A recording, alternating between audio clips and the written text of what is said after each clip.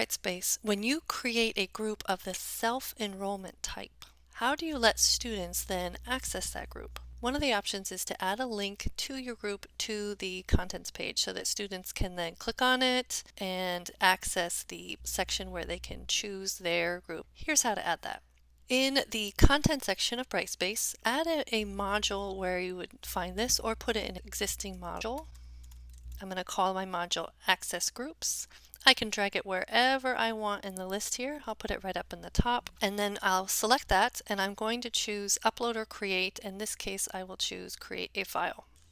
And what I want to add in here is through the link option. I want to go down to the bottom until I get to Self Enrollment Groups, and I will choose the self-enrollment type group from my list, and I will add a link to it. I'll give my file a title, save that and close it.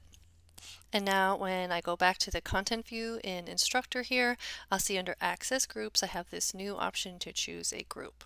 Over in Student View, I'll see this Access Group module I added with the page I created, Choose Your Group. And in Student View, when I click on that link, it will open up the page for me. I'm going to go ahead and choose one of those groups, click on Select, Confirm, and then I will see all of my available groups here. So this bottom one is a self-enrollment group, the one I just chose, and it includes a group assignment, a group discussion area, and a group locker. I can see the other kinds of groups I belong to here, which were assigned to me as a student, but through either type of group, I can access who's in the group here, and I also can click to email my entire group from right there. So that's a great way to allow students to access their self-enrollment groups in Brightspace.